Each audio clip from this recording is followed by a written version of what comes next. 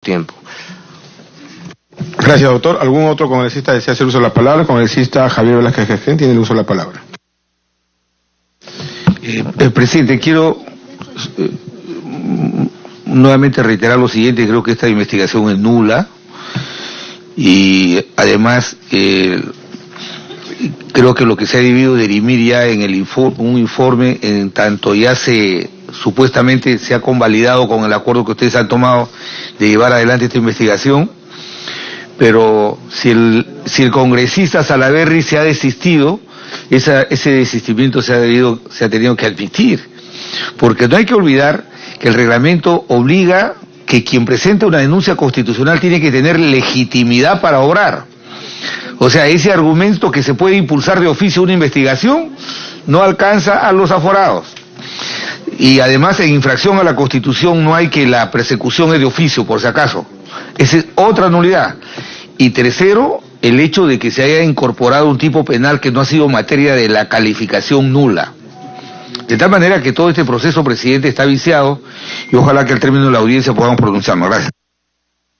Presidente. Tiene uso de la palabra la congresista Karina Beteta nuevamente. Presidente, vuelvo a señalar, el congresista Velázquez Gesquén creo está confundiendo que es el otro tema. En este caso no solamente ha denunciado el congresista Salaverry, sino también la congresista Jenny Vilcatoma. O sea que la congresista Jenny Vilcatoma no se ha desistido de su denuncia constitucional.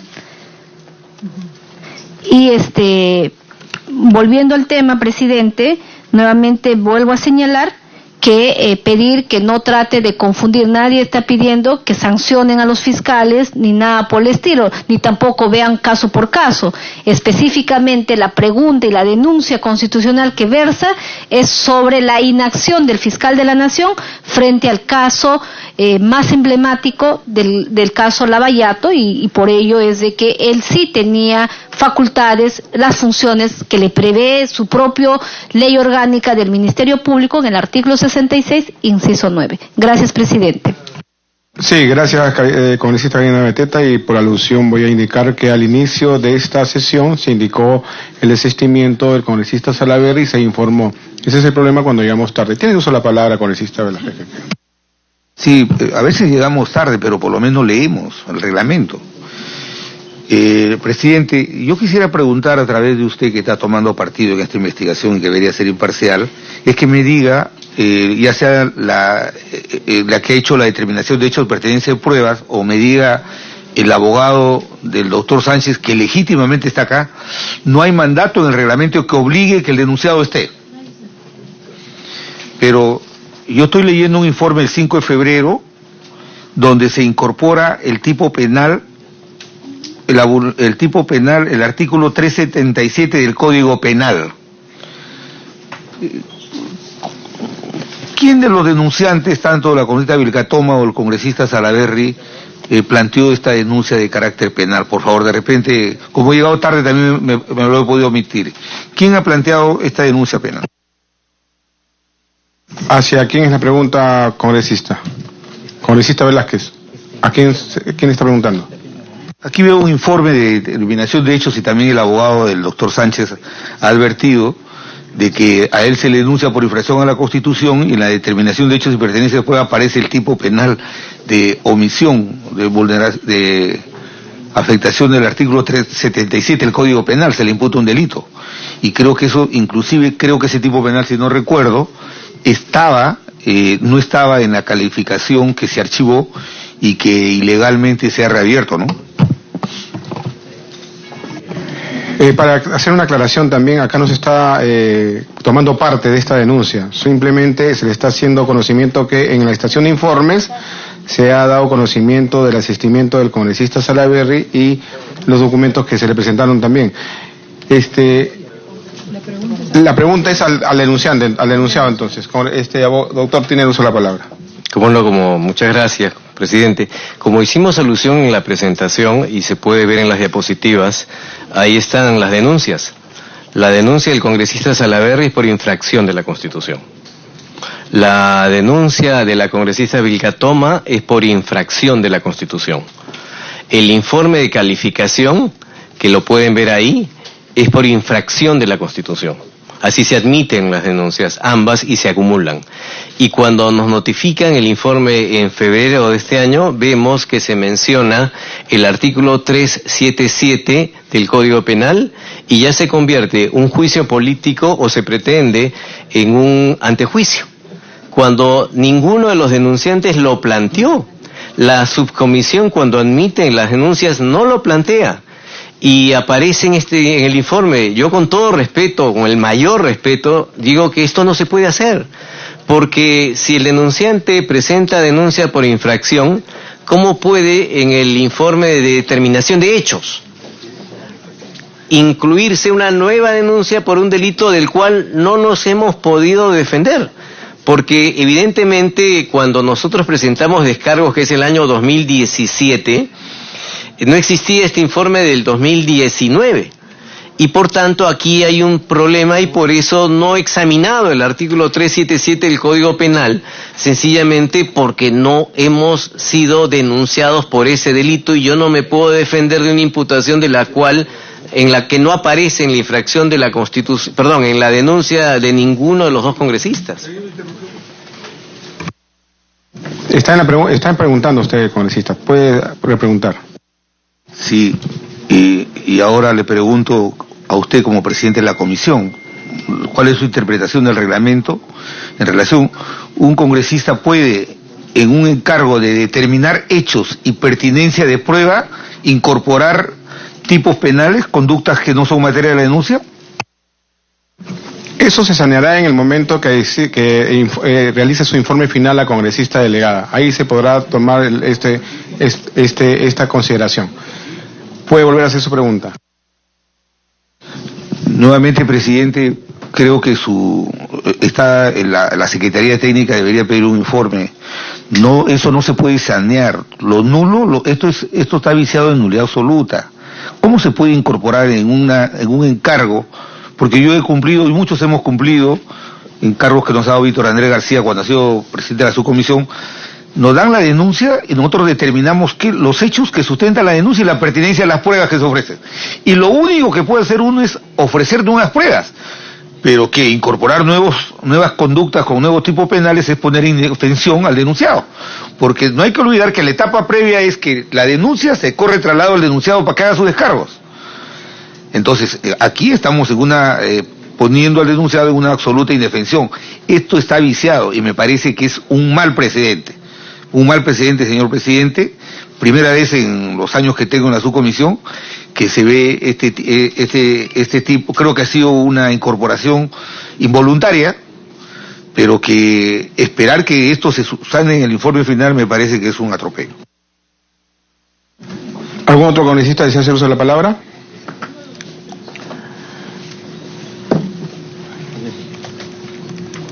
La presidencia declara concluida la audiencia y recuerda a la congresista Karina Beteta Rubín, delegada de las denuncias constitucionales 146 y 148 acumuladas, que debe elaborar el informe final dentro de un plazo de 5 días hábiles posteriores a la entrega del material correspondiente.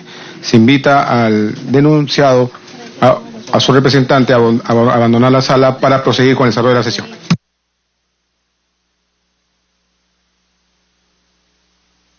...45 y en estos momentos se retira entonces el abogado Samuel Abad, abogado del ex fiscal Pablo Sánchez, para quien hizo la defensa del ex fiscal de la Nación, ¿no?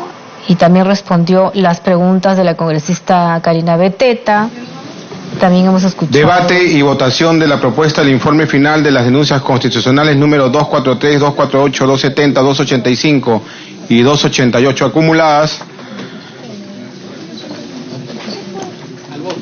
Dándose inicio con la denuncia constitucional 243 formulada por la congresista Marixa García Jiménez y Lisbeth Roble Uribe contra el fiscal supremo Tomás Aladino Gálvez Villegas por la presunta infracción del artículo 159, inciso 2 de la Constitución Política y la comisión de los delitos de tráfico de influencias y omisión de denuncias tipificados en los artículos 400 y 407 del Código Penal. Denuncia constitucional número 248 formulada por la congresista Gloria Montenegro contra el ex fiscal de la Nación Pedro Chávarri Vallejos y el fiscal supremo Tomás Gálvez Villegas por infracción al artículo 146, inciso 2 de la Constitución Política y la comisión de los delitos de organización criminal y encubrimiento real tipificados en los artículos 317 y 405, respectivamente, del Código Penal. Denuncia constitucional número 270, formulada por el Procurador Público Amado Enco Tirado y hecha suya por los congresistas Gino Costa Santolaya, Patricia Donaire Pasquel, Wilber Rosas Beltrán, Sonia Echevarría Guamán, Jorge Meléndez Celis, Richard Arce Cáceres, Gloria Montenegro Figueroa y Edmundo del Águila Herrera contra el fiscal de la Nación Pedro Chávarri Vallejos por la comisión del delito de organización criminal tipificado en el artículo 317 del Código Penal. Denuncia constitucional número 285, formulada por los congresistas Marisa Glave Remy, Katia Gilbonio Condeso, Alberto Quintanilla Chacón y Manuel Danmerego Aguirre contra el fiscal de la Nación Pedro Chávarri Vallejos por la infracción de los artículos 39, 41 y 43 de la Constitución Política. Denuncia constitucional número 288, formulada por el congresista Gino Costa Santolaya contra el fiscal de la Nación Pedro Chávarri Vallejos por la supuesta infracción de los artículos 39, 44 y 139, inciso 3, 158 y 159, inciso 2 de la Constitución Política por la presunta comisión de los delitos de encubrimiento personal y encubrimiento real contemplados en los artículos 404 y 405 respectivamente del Código Penal. Se va a proceder a verificar el quórum para el inicio del debate y votación del informe final. Hay 10 señores congresistas y son 9 lo que se necesitan para el quórum. Habiendo 10 congresistas y teniéndose la necesidad de tener 9, tenemos el quórum. La presidencia concede el uso de la palabra al congresista Juan Cheput Mur, delegado de las denuncias constitucionales números 243, 248, 270, 285 y 288 acumuladas para que sustente su informe final. Le damos 20 minutos para que pueda exponer. ¿Mucho? Todo lo que necesita. Señor presidente, muchas gracias. Voy a hacer esfuerzo, señor presidente, para tratar de hacerlo en 20 minutos o menos, ya que usted ha tenido la previsión de hacernos llegar a todos el informe, a todos los congresistas miembros de esta subcomisión, con la suficiente anticipación. Y sí quiero tomarme una licencia para expresar lo siguiente. Este tipo de informes tiene una gran repercusión y presión mediática. Y es muy lamentable que cuando uno señale que uno va a ser objetivo e imparcial en el informe, eso se critique. Es decir, lo correcto se critica en el Perú. Quieren que uno defina la situación de una persona involucrada en una investigación en el sentido que algunos quieren. Y eso sería hacerle un tremendo daño a la institucionalidad del país. Cuando nos juzguen, señor presidente, en términos históricos, cuando se lee el diario de debates, se va a ver todo lo que estamos hablando en estos momentos. Y se verá si cumplimos o no el reglamento, si fuimos estrictos en el respeto a la Constitución y a los códigos, y no nos dejamos presionar ni por jaurías tuiteras, ni por personas que quieren que uno falle en un sentido u otro. Dicho eso, señor presidente, voy a empezar a señalar los considerandos tomados en cuenta para las conclusiones a las cuales se ha llegado en el informe. Y en el ánimo de cumplir con el tiempo que usted me ha estipulado, voy a ceñirme al análisis de los probables delitos e infracciones constitucionales involucradas para que de esa manera se llegue a la conclusión. Como bien señalaba el congresista Javier Velázquez Quesquén, estamos en presencia de unos casos que tienen que ver con el juicio político y el antejuicio político.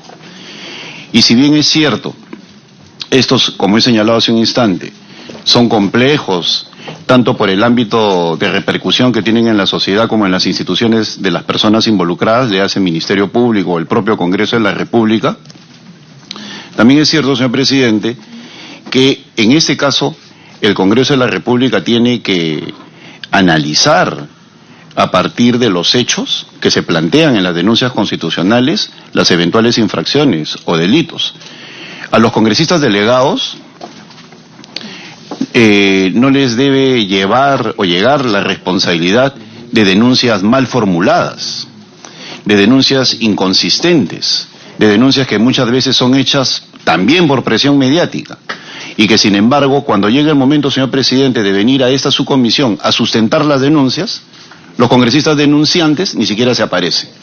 Y después se ponen a tuitear de que las cosas salen mal, de que no fallaron en un sentido u otro, cuando habiendo debido acercarse acá a señalar el sentido de su acusación, bueno, se ausentaron y al final contribuyeron a ese desorden desinformativo que existe.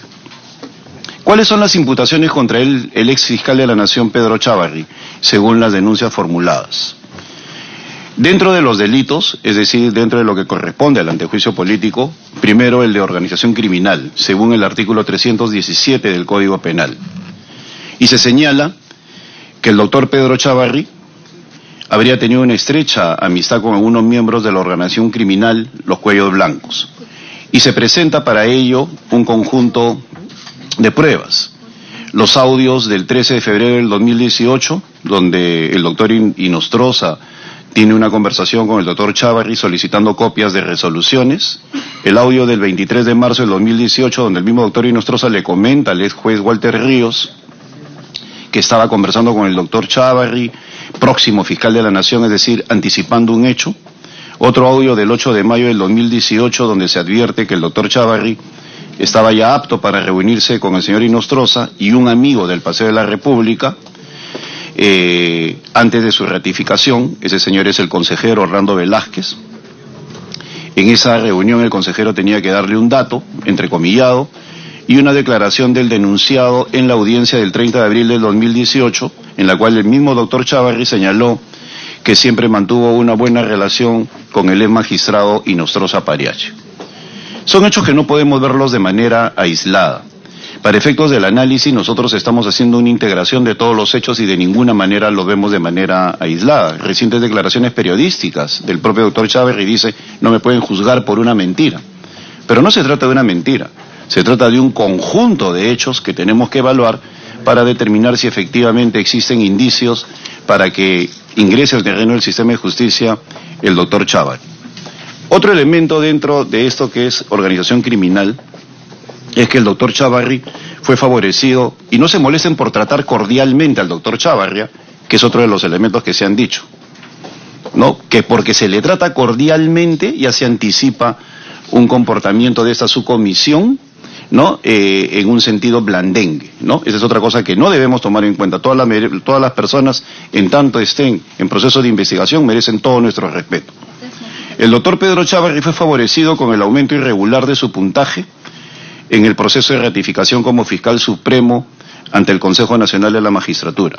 Y se presenta para eso el audio del 3 de junio del 2018, con una conversación entre los ex consejeros Iván Noguera, Julio Gutiérrez Pevi y Baltasar Morales sobre las irregularidades en las calificaciones del ex fiscal de la Nación, Pedro Chávarri. Otros audios del 8 de mayo del 2018 y del 11 de mayo de 2018, donde igual se habla de manera anticipada de este proceso de ratificación. Un acta de sesión plenaria del Consejo Nacional de la Magistratura del 3 de julio del 2018, con un acuerdo de la ratificación de Chávarri en el cargo de fiscal supremo, y la declaración testimonial del 1 de octubre del 2018 por la directora de Evaluación Integral de Ratificación de Jueces Fiscales y Jefes de OMPE y RENIEC, la señora Norma Gutiérrez, en la cual concluye que la evaluación de ratificación del doctor Chávarri hubo irregularidades. El tercer grupo, conjunto de pruebas que se presenta para este caso específico, es que los miembros de la red criminal Los Cuellos Blancos, y ya podemos hablar ahí de red criminal, pues no solamente algunos personajes han sido ya destituidos por este Congreso, sino que la Fiscalía tiene serios avances en ese sentido, apoyaron a Pedro Chávarri para que sea elegido fiscal de la Nación. Y se aporta, para efectos de la evaluación, 3 elementos. Los audios del 17 de mayo, del 28 de mayo y del 1 de junio del 2018, en los cuales conversan personas como el señor Antonio Camayo, quien coordina con el ex juez Inostroza una reunión de prensa. El señor Inostroza y el señor Chávarri recuerdan una reunión con la prensa, y el señor Inostroza le comenta al fiscal supremo Tomás Gálvez sobre su apoyo al doctor Chávarri. El cuarto grupo de conjunto de pruebas tiene que ver con que el doctor Pedro Chávarri, siendo fiscal de la Nación, no denunció a ex altos funcionarios presuntamente involucrados en la red Los Cuellos Blancos del Puerto por el delito de organización criminal. En la denuncia constitucional presentada por el doctor Pedro Chávarri contra los ex consejeros del Consejo Nacional de la Magistratura y el ex juez supremo César Inostroza, se omitió el delito de organización criminal. ¿Cuál es el objeto del pronunciamiento, señor presidente? ¿El doctor Chávarri promovió, constituyó, integró la organización criminal Los Cuellos Blancos? Cuando nosotros analizamos todo este conjunto de pruebas, de las cuales estoy haciendo algunas de las más importantes, pues el universo de pruebas es aún mayor, nosotros podemos señalar que existen los indicios suficientes para que este Congreso, dentro de lo que se refiere al antejuicio político, permita de que el señor Chávarri sea investigado por la justicia. Hay elementos contundentes, indubitables, certeros, que permiten señalar de que existe un nivel de integración entre los personajes involucrados y de coordinación inclusive. Con esto no estamos señalando ningún nivel de culpabilidad, señor presidente, pues no nos corresponde, pero sí los indicios como para que el señor Chávarri acuda a rendir testimonio ante los sistemas de justicia, ante nuestro sistema de justicia. La buena amistad y cercanía con el ex juez César Inostroza, que como sabemos se encuentra fugado en España, que se manifiestan en los audios de fecha 13 de febrero, 23 de marzo y el 8 de mayo, el presunto favorecimiento del doctor Chávarri en su ratificación como fiscal supremo ante el Consejo Nacional de la Magistratura, luego de una conversación entre los doctores Inostroza, Orlando Velázquez y el mismo Chávarri, son elementos que obviamente tenemos que tomar en cuenta como congresistas que estamos evaluando la situación de un personaje aforado.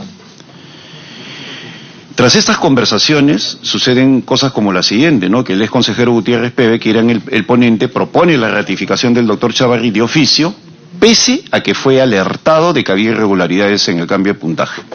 Y la propuesta se aceptó sin mayor debate. Es decir, en los audios se demuestra de que hay irregularidades que después pueden haber tenido algún curso de investigación, pero para efectos de la investigación es algo que nos compete. Y se le advierte al doctor Gutiérrez Peve de esta anomalía y sin embargo él no procede a tomarla en cuenta y se ratifica.